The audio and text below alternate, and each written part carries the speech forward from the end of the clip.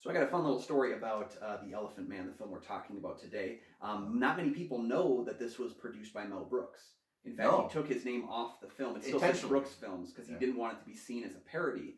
But Brooks was one of those guys who was, as a producer, very caring about the art and about his filmmaker. And in fact, when he showed a cut of the film to the studio heads and they complained about some of the more surrealistic and now what we consider Lynchian vibes, he said, "You and I we are in a business venture. We showed the film to you in an effort to update you on the nature of this venture, and we are not.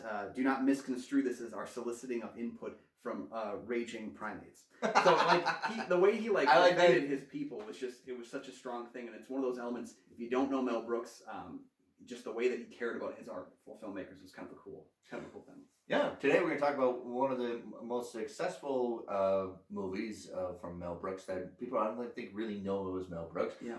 His wife is in the movie, Anne Bancroft, so it was a huge success when it came out. Mm-hmm. I think because it was something refreshing and something new, and it's actually based on a true story. Yep, absolutely. So, yeah, today we're talking 1980s, The Elephant Man on Kyle and Nick on Film.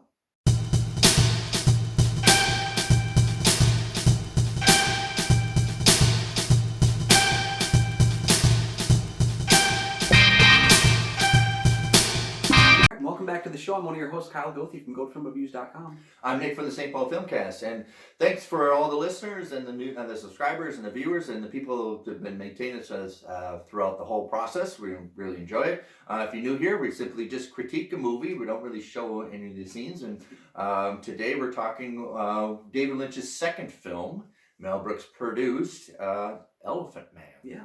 So when Dr. Frederick Trevis discovers a heavily disfigured man being mistreated and used as a carnival sideshow, he seeks to liberate the so-called Elephant Man and help him adjust to society. And along the way, he learns that this mistreated man named John Merrick is full of kindness and a yearning to be accepted. But is Trevis really seeking to free Merrick, or is he merely setting himself up to repeat history? All right, so the beginning of the movie, it seems we have this kind of surreal atmosphere of actually showing elephants and probably the birthing of John, kind of this melding, which in the movie you have a lot of bricks, you have a lot of smoke and a lot of fire. And I know it's supposed to take place in Victoria where you don't have a lot of electricity, but here I think there's a part of a visual aspect of the whole story. Here he's confined, he's kind of almost his body is moved like rocks as well. Yeah. And the aspect of smoke and fire is the birthing of directions. Yeah, absolutely. And I think, The Elephant Man being based on a true story, it's a really interesting thing to get a filmmaker like a David Lynch, especially this being his second feature after Eraserhead. He's embracing the black and white elements again, but as you said, it opens surrealistically, it ends surrealistically. There's a beautiful kind of cognitive dream sequence that takes place in the middle of the film. If anything, I kind of wanted some more Lynchian vibes in this movie because it does kind of play itself a little bit straighter cuffed, more straightforward narrative, but it's those moments that really pop where Lynch kind of has fun with the flair of it all. Opening up with this birthing sequence and really referencing the elephants and referencing this kind of muted tones with the sound effects and stuff. Yeah. Lynch always kind of played around with sound and with technology a lot too. And so going back in time to Victorian era really kind of allowed him to play with the kind of the heating elements and fledgling electricity and that kind of element too. So I do like the whole intro of the movie because here you have Anthony Hopkins who has perfect eyes for it because when he pivots, he's actually he's directional, right? When he's looking for where I can find this person. And it's almost kind of like a maze, almost like we're looking for the Minotaur through this maze, the monster, right? We're navigating in it. And what really works really well is we're doing confined spaces. And David Lynch's, I think this is intentional, even though we have a lot of landscaping, but everything seems to be very close in. Yeah. Almost as closed in as we are, right? Well, there's a lot of movement down tight hallways, and there's a lot of standing in tight doorways and looking around. There's that claustrophobic element to it. And I think it really comes down to two halves of this film. There's what I call the pre-psalm and the post-psalm. The psalm being when John is able to basically show off that he does have thoughts, he does have emotions, and he does have things he cares about and things that he studies and things he wants to be. But before that, Lynch is really embracing some of the kind of the way the audience would look at someone like John, not knowing anything about him, he uses, allusions to classic like Universal monsters. Yeah. There's that scene where they show John to the people that he's teaching. Frederick, kind of unveils him, and we don't see him; we just see the shadow. It kind of feels like King Kong, like up a little bit like Young Frankenstein. Yeah, a little bit, yeah. And then there's also, references to kind of like how he looks like you don't want to see him. There's the hunchback of it all. There's the Frankenstein kind of thing. Like he plays with these universal monster ideas of like, we're scared because we don't understand. And then post Psalm, we don't get that as much. The film becomes more character driven, and we become more, invested in Merrick as a learning, growing individual. Where the lighting gets the gaffing gets a little bit brighter. Mm-hmm. The story opens up a little bit more. Yeah. Yes. The cinematographer for this is Freddie Francis. He used to be a film director for Amicus Productions. He directed a couple of their horror films. They were rivals to Hammer films of the 60s. Which were low-budget horror films, and Freddie Francis directed and eventually went back to cinematography with this film. So you have David Lynch and Freddie Francis, who has experience directing horror films. That's why I get the sense that this is kind of a horror film as well. Yeah, and Francis, of course, did cinematography for one of the later films, Cape Fear, that we talked about recently, too. Yeah. There's a sense of, this being Lynch's second film, there's a sense that he's kind of relaxing with his vision and kind of embracing what his team is coming up with too. Right. Because Eraserhead, if you've watched a lot of the behind the scenes stuff for that was a guerrilla style filmmaking if you've ever seen one. There was like 3 people on the set and they were all doing all the jobs. They were cooking, they were filming overnight. Yes. Even the star of that film was like heavily involved in getting props and building things. Like they built everything from scratch with that film. This is one where Lynch is able to trust and embrace the people that he's working with because there's so many, bigger names or at least, larger names than just a bunch of people in a building trying to make a weird sci-fi movie. That's kind of what's at play here. Of course, John Merrick is played by John Hurt. He's wonderful makeup. This is part of, I think it's like a whole one-piece suit or it's multiple pieces. It's gotta be, because it looks realistic within the black and white time thing, and I think that might be the reason why they chose black and white over color, is to separate the time periods, but also to kind of make the costume look a little bit better. But yeah, John Hurt is unrecognizable in film. But this is the movie he did after Alien. Mm-hmm. But here, I think he does it very well where we get small increments. And of course, that's camera play as well, but of him slowly introducing this person and the big reveal that he can actually recite from memory Psalm 23 shows that he has capabilities that doesn't really present itself at first. Yeah, and that's what's kind of great about the film is that people criticize David Lynch and they say that like he purposely tries to mess with your head and he purposely what I found in watching Lynch's film is actually that he has a very simplistic like ideology of how do I get this, he's less focused on how am I going to explain what I'm saying and more about like what he's trying to say is very much on the surface, but we're looking beyond it. We're trying to find hidden meaning in something when his meaning is right there on the forefront. Like with they explained it very well, right? With Twin Peaks, he made a soap opera that was a murder mystery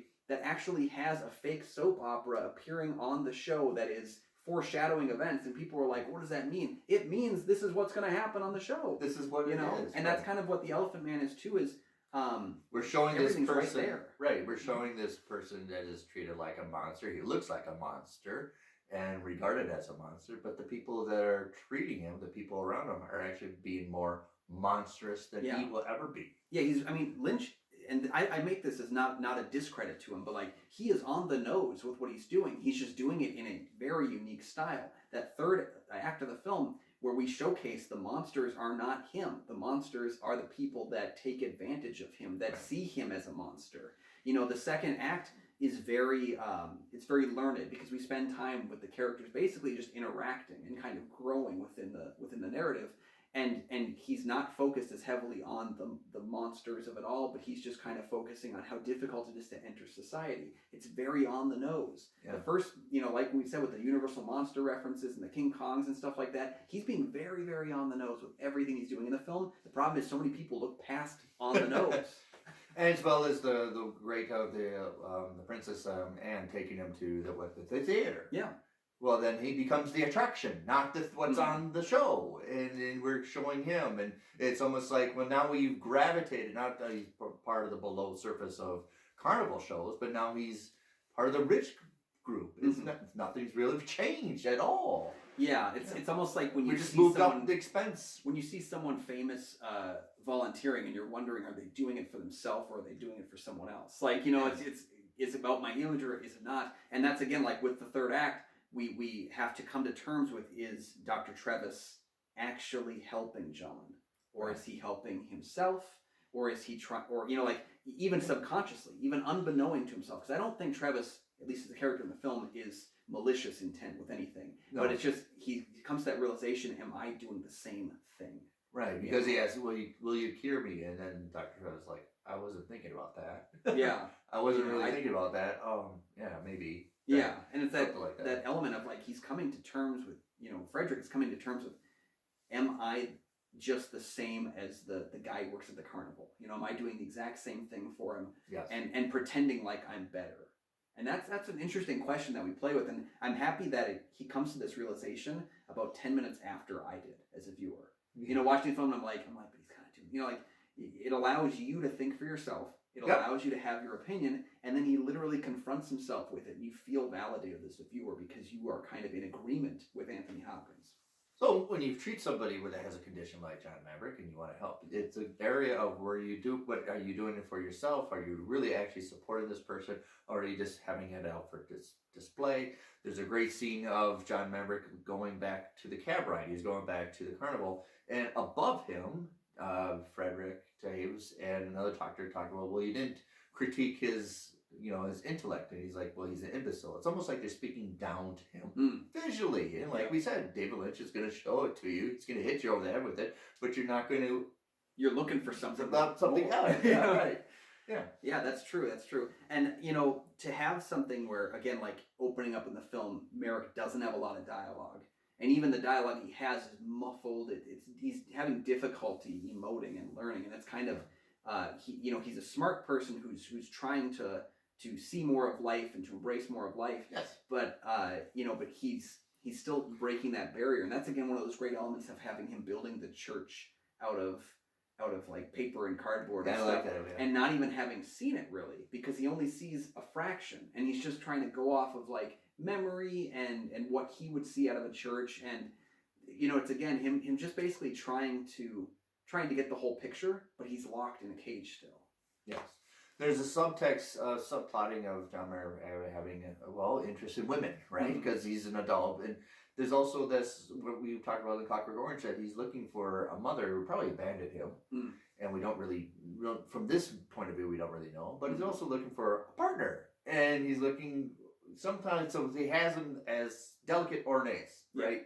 That he puts pictures of him next to his bed. But then when the opportunity to actually be introduced to kiss a girl, it's violent, it's horrific. It's very, where he doesn't want to even participate in it. So the opportunity presents itself, it's not what we want to see. Yeah, and it's an inversion of everything that he has felt he's been driving for this whole narrative. You know, he's been introducing himself to society, but again, they still don't see him as a member of society. Right. Because every interaction he has is still as the Elephant Man. You know, it's still as a title and not as John, which is what he should be referred to and how we should see him in society and how we should be helping the people around us. But he is still a person in a cage being looked at by people willing to pay. Right. You know? And it's not that, but that's what he knows, that he puts people in a cage and like pictures and photographs and put them in our memory rather than showing out in real life. Yeah. Yep. Absolutely. And having John Hurt, you know, trying to do as much as he can within the confines of this prosthesis, because it's a huge prosthesis. There's a lot of elements that he has to work with. Not only he's confined, but the whole space, the whole film, the bedroom is all confined. Yeah. And having him moving around with that, having to feel like a person in the skin, and like we said with the prosthesis, it's actually like, it's pretty amazing. Like, you can't tell where his actual face ends in the prosthesis. No, you almost try to find like where's this suit? Yeah. How can I recognize this as a suit? And we forget that like he turned in an Oscar-nominated performance for this film, yes, wearing this prosthesis. I mean, he said after coming out of the the first time he put the whole thing on, he called his wife and said, "I think they finally managed to make me hate acting." It was again like a prosthesis that had not been done before, and it's amazing that he was able to turn out what he was able to do with it and kind of elevate the film and become something that was more than a character. You have a great sentiment of like a lot of people, like the meeting of what we're going to do with John and the revolts, right? Mm-hmm. So you have a lot of men, but here the contrast of Princess Anne coming in. Mm-hmm. So when we do contrast of the movie, it's basically of, how am I going to try to say this? It's basically of the importance of hierarchy, right? Mm. John Frederick is going to talk down to him visually. Yeah. All the men are going to say no, but a woman's going to come and say, "You're doing this wrong." Mm. So David Lynch is very good at this. Yeah. And almost the kid understands, right? The kid is actually, can you help him? He's going to be his rescuer rather than the adults. You talking about the Bites' kid from the carnival? Yes. So I got to say this. That kid is grew up to be the director of Rocket Man. Shut up. Yeah.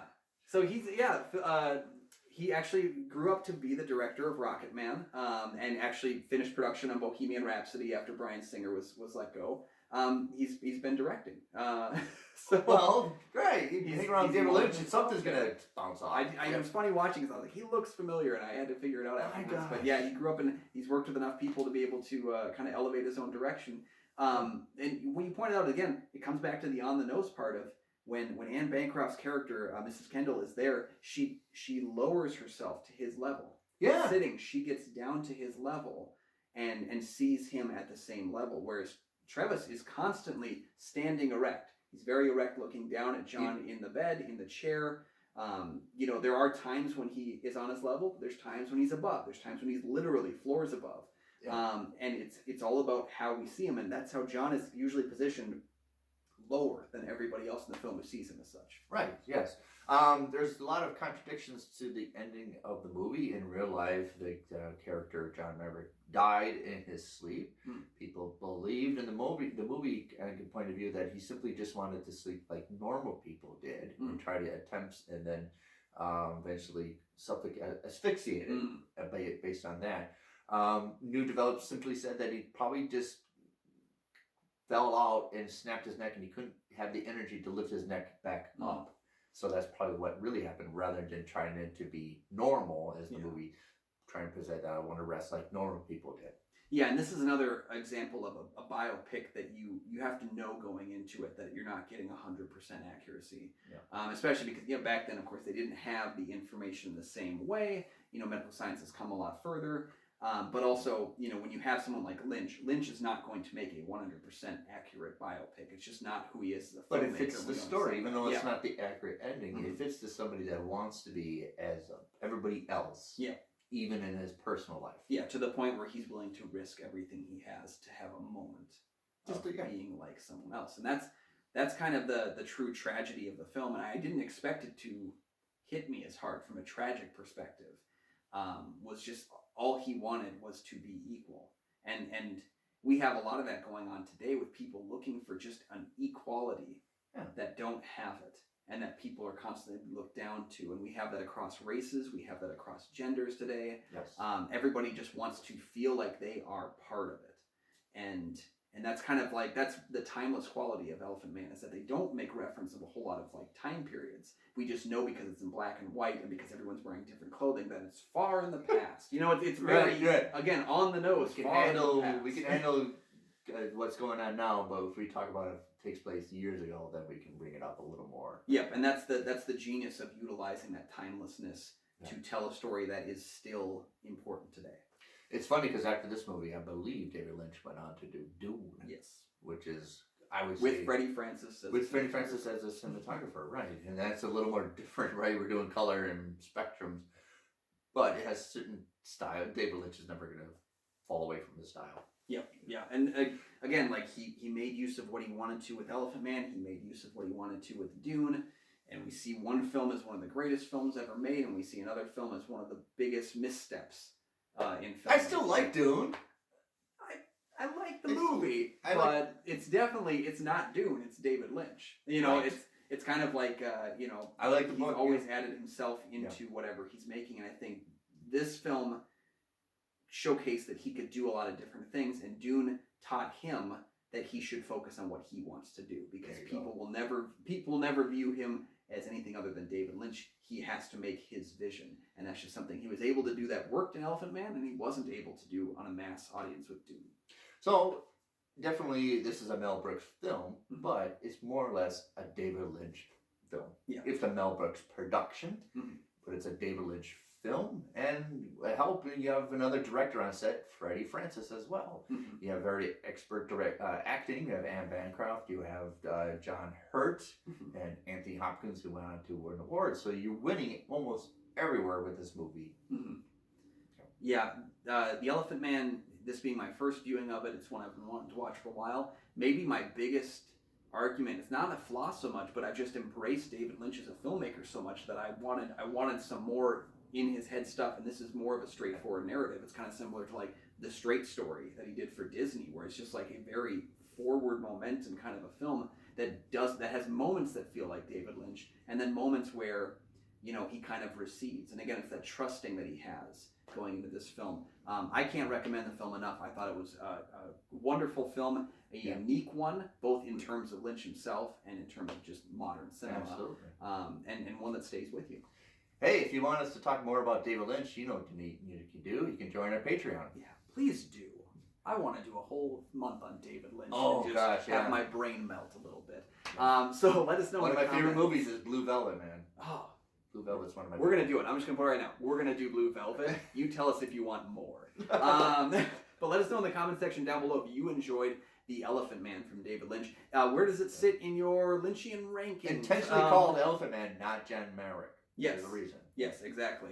We want to know your thoughts on it, though, so please let us know. And don't forget, you can also you can subscribe, you can check out that Patreon. We really appreciate the input, guys. My God, we do. It's one of our favorite things to do is to see kind of like that conversation evolving onto the comments section, see it evolving onto Twitter and Instagram. So thank you guys for joining us so much. You can find all my film reviews on goatfilmreviews.com. You can find my podcast, the St. Paul Filmcast, anywhere you find podcasts. And we'll catch you next time.